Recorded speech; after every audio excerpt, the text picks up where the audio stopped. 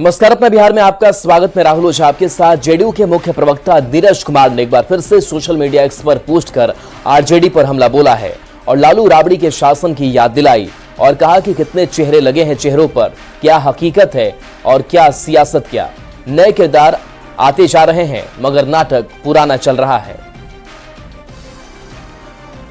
तेजस्वी यादव हथकड़ी लगा हुआ आर्थिक अपराधी के नामांकन में भाग लेते हैं। सुधाकर सिंह लाठी से पीटने की बात कहते हैं और विश्वनाथ यादव की उपस्थिति में अल्पसंख्यक समूह के नौजवान को सवाल पूछने पर उनकी पिटाई की जाती है। ये नए किरदार है ललटेन पार्ट 2 के। जनता सचेत और सतर्क है। नीरज कुमार के बयान पर आरजेडी ने पलटवार किया है और कहा कि हम काटने और बांटने की राजनीति नहीं करते हैं। बांटने की राजनीति करते थे और बीजेपी की आइडियोलॉजी क्या है? बांटेंगे और काटेंगे, बांटना काटना करके ये देश को चला रहे हैं। गिरिराज सिंह की वही बोली, योगी जी की वही बोली, सम्राट चौधरी जी की वही बोली। राजद कोई कमजोर पार्टी नहीं है। आप अगर काटोगे तो हम कटने के लिए नहीं बैठे हैं, हम लोग लड़ने के लिए बैठे हैं, गरीबों के हक के लिए बात करने के लिए बैठे हैं। हम लोग कमजोर लोग को उम्मीदवार के रूप में नहीं उतारे हैं। और पटना से बड़ी खबर, जहां सुधाकर सिंह को मानहानि का नोटिस भेजा गया है। 100 करोड़ के मानहानि का नोटिस भेजा गया है। मंत्री संतोष सिंह ने नोटिस भेजा है। 24 घंटे के अंदर सांसद से जवाब मांगा है। मंत्री संतोष सिंह ने सुधाकर सिंह पर निशाना भी साधा है। तो सुधाकर सिंह को मानहानि का नोटिस भेजा गया है। 24 घंटे के अंदर सांसद से जवाब मांगा गया है। मंत्री संतोष सिंह ने यह नोटिस भेजा है। बात कहने से पहले तुम्हें साक्ष्य होना चाहिए, और नहीं अगर इस तरह का नहीं है, हम तो लीगल नोटिस भी बनवाए हैं। 100 करोड़ का मानहानि भी करेंगे और इससे भी नहीं होगा तो इसको रांची या किसी साइकोलॉजिकल किसी मेंटल हॉस्पिटल में, जैसे ही बोल रहे हैं सांसद साहब, और जमीन इनका घिसक गया है और लगता है कि दिमाग खराब हो गया है, तो इनको अगर देख लेते हैं 13 तारीख के बाद किसी बढ़िया हॉस्पिटल में, जो मेंटल का हॉस्पिटल हो। अब तो कोइलौरो खुल गया है और एक रांची है, जो बढ़िया होगा उसमें इनका इलाज करवाया जाएगा ताकि अपनी मानसिक संतुलन नहीं खोए। और लालू प्रसाद यादव का बड़ा बयान सामने आया है। पीएम मोदी के झारखंड दौरे पर हमला बोला है। कहा पीएम के दौरे से कुछ होने वाला नहीं है। झारखंड में इंडी अलायंस की सरकार बननी तय है। तो लालू प्रसाद यादव का बड़ा बयान सामने आया है, जहां बीजेपी पर निशाना उन्होंने साधा है और कहा कि पीएम के दौरे से कुछ होने वाला नहीं है। झारखंड में इंडी अलायंस की सरकार बननी तय है। सर मोदी तो अब जा रहे हैं, अब लग क्या रहे हैं, जिनको तो देख रहे हैं, इतना दिन से देख रहे हैं जो कम्युनल बात खाली करते रहते हैं। महंगाई है, गरीबी है, गुर्बत है, बेरोजगारी है, लोग मारे मारे चल रहे हैं। इस तरह की बात बोलते हैं। लोकली बाहर के सवाल नहीं है। राष्ट्रीय जनता दल पूरा, राष्ट्रीय जनता दल स्थानीय स्तर से लेकर सब जगह नेशनल लेवल तक हमारी पार्टी एक है। योगी आदित्यनाथ पर लालू प्रसाद यादव ने हमला बोला। यूपी के सीएम योगी के बटोगे तो कटोगे वाले बयान पर तंज कसा। कहा यह सब फालतू बातें हैं, धार्मिक उन्माद फैलाया जा रहा है, बीजेपी को उखाड़ के फेंक देना है। अय्या के मूर्ति का पूजा करें, घंटी बजावे वहाँ। ये जो घूमने चल रहे हैं बिहार में, ये फालतू में सब गुमराह करने वाले हैं। उखाड़ के फेंक देना है भाजपा को, भाजपा को उखाड़ के फेंक देना है। बिहार विधानसभा की 4 सीट तरारी, रामगढ़, इमामगंज और बेलागंज में उपचुनाव प्रचार का शोर आज शाम थम जाएगा। इससे पहले विभिन्न दलों के दिग्गजों ने अंतिम चरण के चुनाव प्रचार में ताकत झोंक दी है।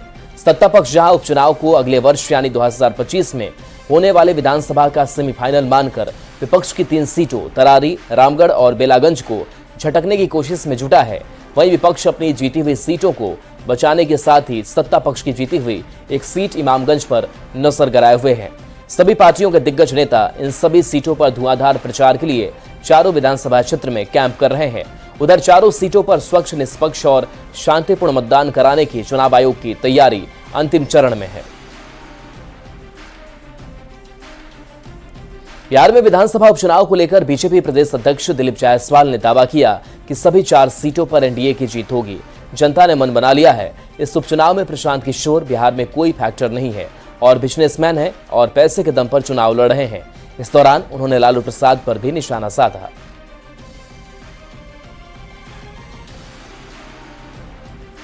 तो देखिए, आज शाम 5 बजे चुनाव प्रचार का शोर थम जाएगा और ऐसे में बयानबाजी भी लगातार जारी है। 4 सीट पर एनडीए की जीत होगी, दिलीप जायसवाल ने ये कहा है और उन्होंने निशाना साधा है।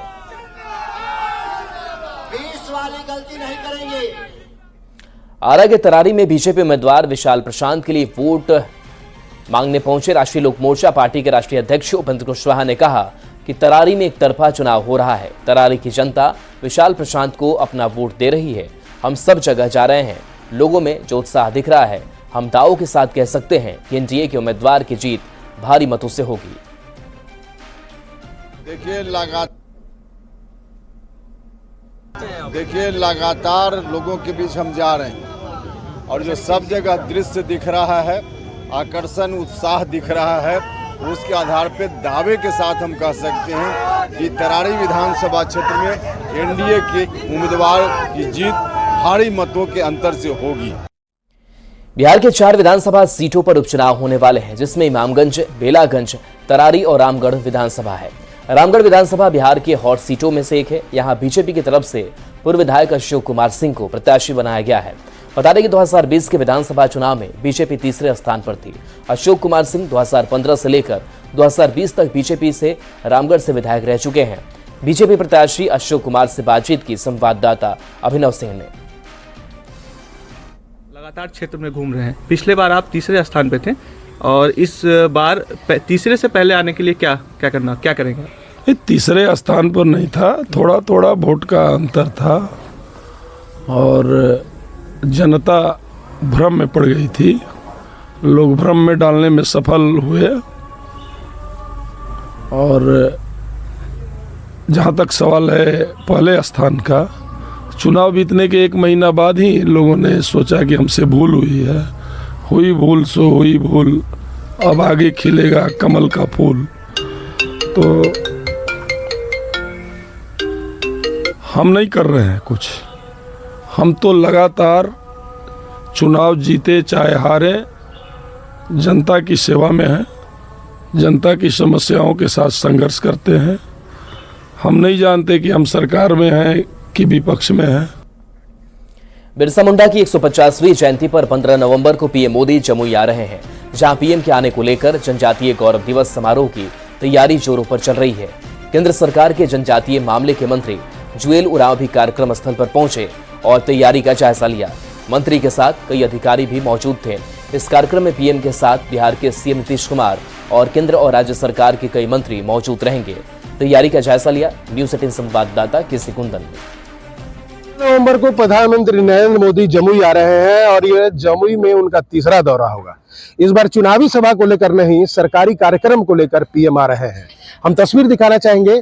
जमुई जिले का खैरा प्रखंड का बल्लोपुर मैदान है, जहां पर प्रधानमंत्री नरेंद्र मोदी पहले 2 बार चुनावी सभा को संबोधित कर चुके हैं, लेकिन 15 नवंबर को इस बार भगवान बिरसा मुंडा के 150वीं जयंती को लेकर जो जनजातीय गौरव दिवस समारोह है उसको लेकर यहाँ पर प्रधानमंत्री आ रहे हैं।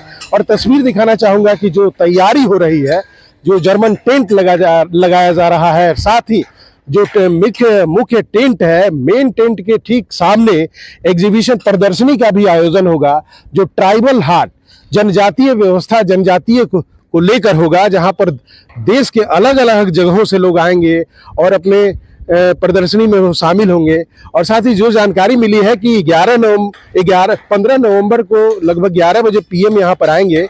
उनके साथ कई केंद्रीय मंत्री भी होंगे, बिहार सरकार के मुख्यमंत्री और ये बिहार के मंत्री भी यहाँ पर होंगे। साथ ही यहाँ पर जो आयोजन होगा उसका वीडियो कॉन्फ्रेंसिंग के माध्यम से देश के अलग अलग जगहों पर लगभग 500 जगहों पर वीडियो कॉन्फ्रेंसिंग के माध्यम से प्रधानमंत्री संवाद करेंगे और कार्यक्रम को लेकर केंद्रीय मंत्री जनजातीय मामले के विभाग के मंत्री हैं जुएल उरांव, वो लगातार 2 दिनों से यहाँ पर दौरा किए, कार्यक्रम स्थल का निरीक्षण किए, तैयारी का जायजा लिया गया है। केसी कुंदन, न्यूज 18 जमुई। ग्राम रक्षा दल और पुलिस मित्र अपनी मांगों को लेकर पटना में सीएम हाउस के बाहर आमरण अनशन पर बैठने जा रहे हैं, लेकिन पुलिस ने रास्ते में ही सभी को खदेड़ दिया। ग्राम रक्षा दल के कर्मियों ने का कहना है कि उनकी मुख्य मांग मानदेय और स्थायीकरण की है। कई सालों से सरकार से गुहार कर रहे हैं, लेकिन सरकार उनकी बात नहीं मान रही है। ग्राम रक्षा दल के कर्मियों ने चेतावनी देते हुए कहा कि विधानसभा सत्र चलने वाला है, उससे पहले हम सीएम आवास का घेराव करेंगे और अपनी मांग मनवा कर रहेंगे।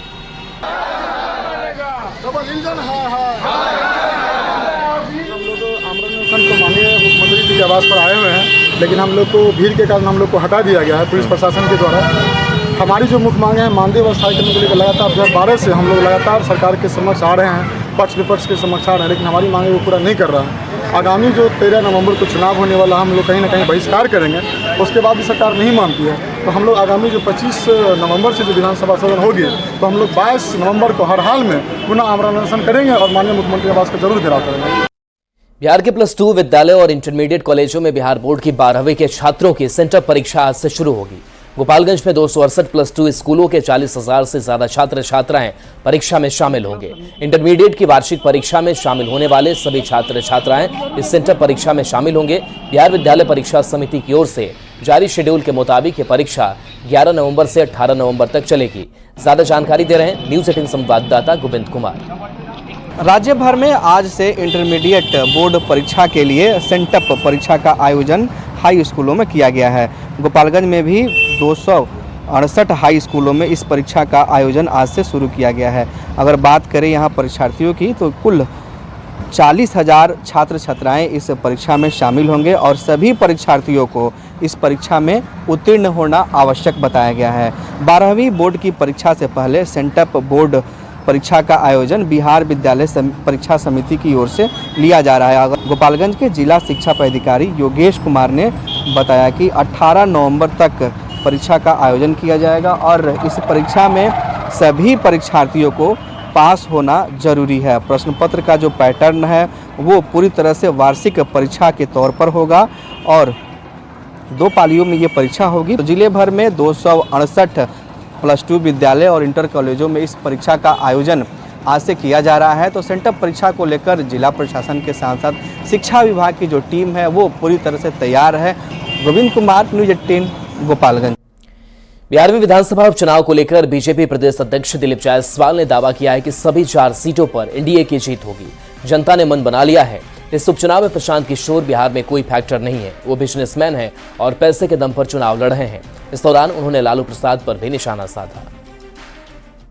देखिए, चारों सीट पर मुझे प्रचार कार्यक्रम में जाने का मौका लगा और जिस तरह से तरारी, रामगढ़, बेलागंज और इमामगंज में जनता का, मतदाता का एनडीए के प्रति रुझान है, आकर्षण है, मुझे पूरा भरोसा है कि चारों सीट पर एनडीए गठबंधन चुनाव जीतेगी। ये प्रशांत किशोर जो हैं वो राजनीतिक व्यवसायी हैं, पॉलिटिकल बिजनेसमैन। वो जनता का दिल नहीं जीत सकते हैं, वो एक मैनेजमेंट प्रबंधन का काम कर सकते हैं। जनता ने मन बना लिया है कि नरेंद्र मोदी जी, नीतीश कुमार जी के गठबंधन को ही हम अपना मताधिकार का प्रयोग करेंगे, उनको हम अपना मत देंगे। लेकिन कुछ लोग जात और धर्म का जो जहर बोने का काम कर रहे हैं, उस जात और धर्म के जहर को जनता इस बार मुंहतोड़ जवाब देने के लिए तैयार है। छठ महापर्व खत्म होने के बाद लोगों के वापस जाने का सिलसिला जारी है। छठ के मद्देनजर हिसार स्पेशल ट्रेन चलाई जा रही है। पटना जंक्शन पर कई लोग अपनी ट्रेन का इंतजार करते नजर आए। हालांकि रेलवे की तरफ से यात्रियों के लिए अच्छी व्यवस्था की गई है। ज्यादा जानकारी दे रही है न्यूज 18 संवाददाता विनीता मिश्रा। बड़ा पर्व छठ महापर्व समाप्त होने के बाद अब लोगों के वापस जाने का सिलसिला लगातार जारी है। पटना जंक्शन पर हर दिन लाखों की संख्या में जो प्रवासी हैं वापस लौट रहे हैं। इसके मद्देनजर पटना जंक्शन पर भारतीय रेलवे की तरफ से विशेष तैयारी भी की गई है। यहाँ टेंट भी बनाए गए हैं और इस यात्री शेड में तमाम जानकारी भी लोगों को दी जा रही है। यहाँ देख सकते हैं इस यात्री शेड में अपने ट्रेन की प्रतीक्षा में जो यात्री हैं वो बैठे हुए हैं। कई ऐसे यात्री हैं जो देर रात यहाँ पहुंच रहे हैं या फिर यहाँ से जाने वाले हैं। ऐसे में वो यहाँ बैठकर अपने ट्रेन का इंतजार कर रहे हैं अपने पूरे सामान के साथ, क्योंकि पूरे देश भर से लोग बिहार आते हैं छठ महापर्व के मद्देनजर। ऐसे में अब वो लोग वापस अपने काम पर लौट रहे हैं और उसकी तस्वीर पटना जंक्शन, दानापुर जंक्शन और तमाम ऐसे स्टेशन पर नजर आ रही है जहां प्रवासी अब वापस लौट रहे हैं। पटना जंक्शन की ये तस्वीर, कई ट्रेन्स इन लोगों के लिए चलाई जा रही है। हजारों ट्रेन्स छठ महापर्व के मद्देनजर स्पेशल ट्रेन चलाई जा रही है। पटना जंक्शन की अगर हम बात करें तो रेलवे की तरफ से विशेष तैयारी की गई है। लोगों को लाइन में ना लगना पड़े, आराम से यहाँ टिकट की सुविधा है। कौन सी ट्रेन से उन्हें जानी है उसकी जानकारी मिल रही है। यात्री शेड बनाए गए हैं और महावीर मंदिर की तरफ से 10,000 यात्रियों को हर दिन अल्प आहार भी दिया जा रहा है। कैमरामैन अजय दुबे के साथ विनीता मिश्रा, न्यूज 18 पटना। खबर नवादा से है, जहां इन दिनों एम्बुलेंस कर्मी हड़ताल पर हैं, जिस कारण मरीजों को काफी परेशानी हो रही है। एक प्रसूता को भी समय रहते एम्बुलेंस सेवा नहीं मिलने के कारण काफी दिक्कतों का सामना करना पड़ा। सदर अस्पताल पहुंचने के दौरान प्रसूता ने बीच रास्ते में ई रिक्शा पर बच्चे को जन्म दिया। करीब 26 किलोमीटर की दूरी तय कर प्रसूता और उनके परिजन सदर अस्पताल पहुंचे। परिजनों के मुताबिक एम्बुलेंस को कॉल किया था, लेकिन करीब 1.5 घंटे तक कॉल लगाने के बाद भी कोई जवाब नहीं मिला, जिसके बाद ई रिक्शा का सहारा लिया गया। फिलहाल जच्चा बच्चा दोनों स्वस्थ हैं। प्रसूता के पति ने विभाग पर लापरवाही का आरोप लगाया है। क्या दिक्कत? 1.5 घंटा सुपर हम फोन किए, एम्बुलेंस को फोन नहीं रिसीव किया। अच्छा। फोन ने रिसीव किया तो बका गए हम। बकाने की वजह है कि गांव वाला गांव की गाड़ी भी कोई आने नहीं गजता है। तो फिर रात में मेरे गाँव की था, उसको हम बोले घिघिया में गया है तो पहुंचाया हॉस्पिटल। क्या मांग को लेकर आप लोग बैठे हुए हैं? हम लोग का 4 महीने का वेतन बाकी है और पीडीपीएल जो पुरानी कंपनी है वो चली गई है, नया कंपनी आया है। तो हम लोग को पीएफ बाकी था, एसआई बाकी है और समायोजन के लिए हम लोग बैठे हुए हैं। आज 20 दिन हड़ताल के लिए हो गया हम लोग को, लेकिन कोई सूद-बूद लेने नहीं सरकार लेने आया न कंपनी लेने आया। ऐसे ऐसे कंपनी को मिल जाता है जो कि हम लोग को सूद-बूद भी लेने के लिए नहीं आया। हम लोग 20 दिन से बैठे हैं।